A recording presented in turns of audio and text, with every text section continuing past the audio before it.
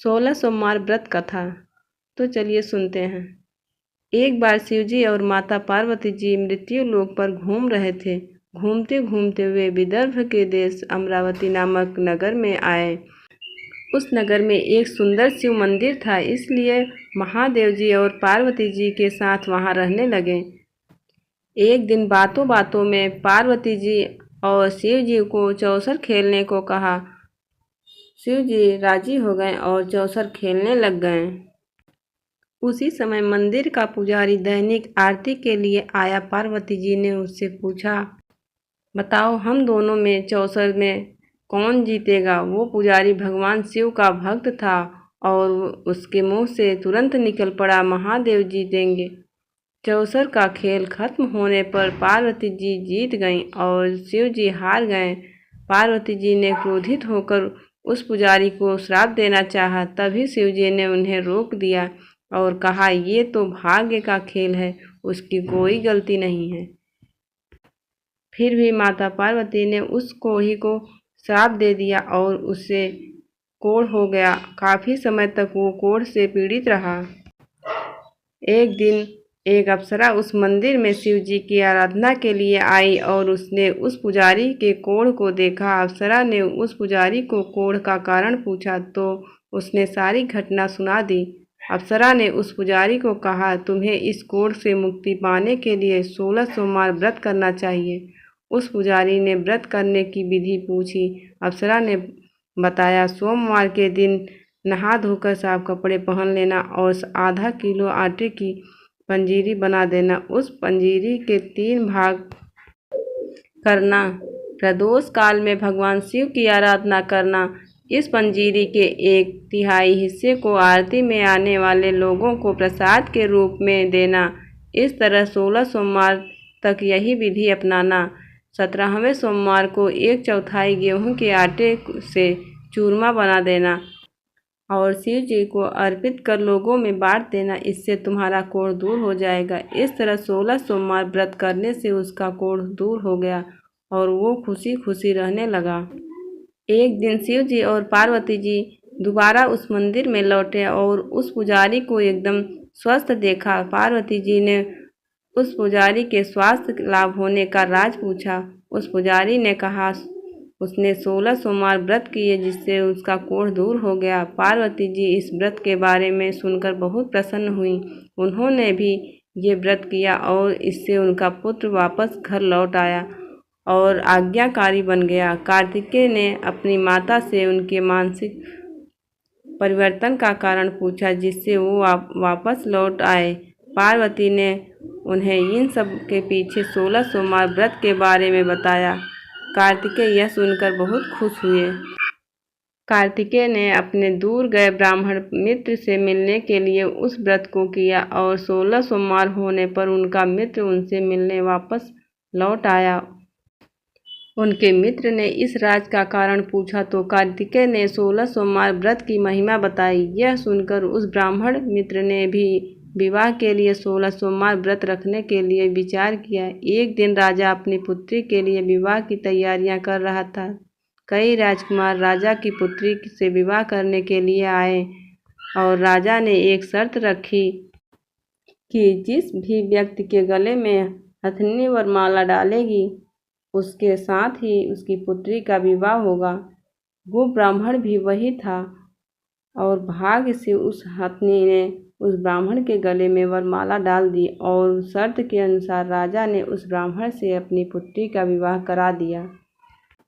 एक दिन राजकुमारी ने ब्राह्मण से पूछा, आपने ऐसा क्या पुण्य किया था जो हथनी ने तो दूसरे सभी राजकुमारों को छोड़कर आपके गले में वरमाला डाली।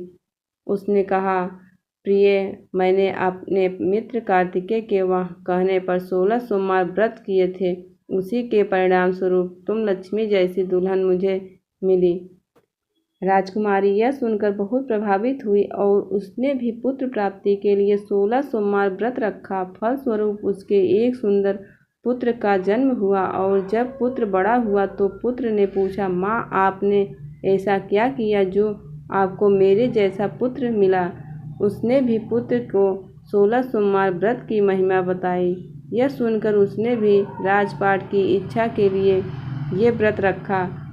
उसी समय एक राजा अपनी पुत्री के विवाह के लिए वर तलाश कर रहा था, तो लोगों ने उस बालक को विवाह के लिए उचित बताया। राजा को इसकी सूचना मिलते ही उसने अपनी पुत्री का विवाह उस बालक के साथ करा दिया।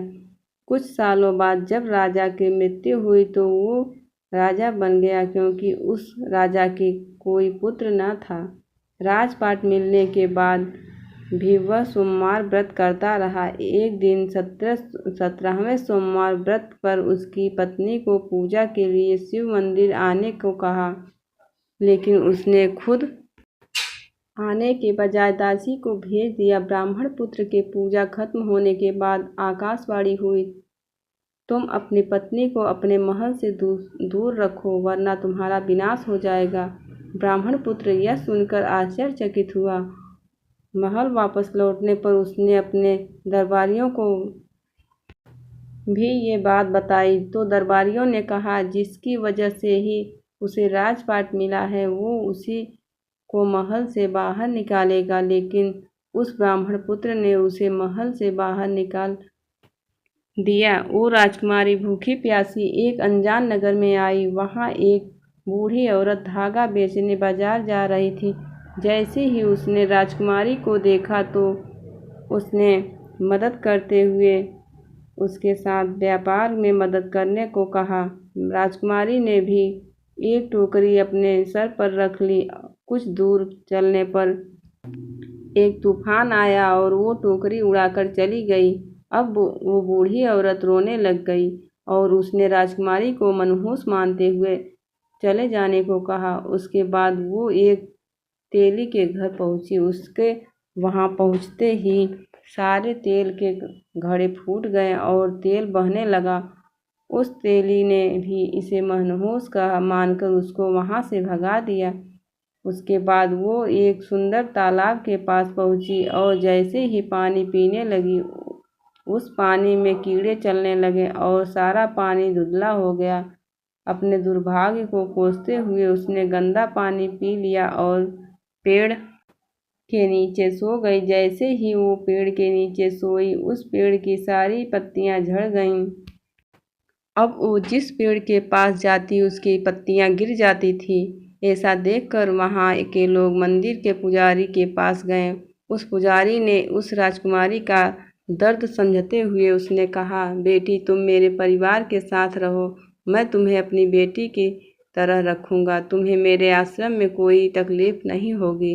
इस तरह वह आश्रम में रहने लगी। अब वो जो भी खाना बनाती या पानी लाती उसमें कीड़े पड़ जाते। ऐसा देखकर वो पुजारी आश्चर्यचकित होकर उससे बोला, बेटी तुम पर ये कैसा कोप है जो तुम्हारी ऐसी हालत है। उसने वहीं शिव पूजा में न जाने वाली कहानी सुनाई। उस पुजारी ने शिव जी की आराधना की और 16 सोमवार व्रत करने को कहा, जिससे उसे जरूर राहत मिलेगी। उसने 16 सोमवार व्रत किया और 17वें सोमवार पर ब्राह्मण पुत्र उसके बारे में सोचने लगा। वह कहाँ होगी, मुझे उसकी तलाश करनी चाहिए। इसके लिए उसने अपने आदमी भेजकर अपनी पत्नी को ढूंढने को कहा। उसके आदमी ढूंढते ढूंढते उस पुजारी के घर पहुंच गए और उन्हें वहां राजकुमारी का पता चल गया। उन्होंने पुजारी से राजकुमारी को घर ले जाने को कहा, लेकिन पुजारी ने मना करते हुए कहा, अपने राजा को कहो कि खुद आकर इसे ले जाएं। राजा खुद वहां पर आया और राजकुमारी को वापस अपने महल लेकर आया। इस तरह जो भी यह 16 सोमवार व्रत करता है उसकी सभी मनोकामनाएं पूरी होती हैं। तो सच्चे भक्त कमेंट में लिखें हर हर महादेव।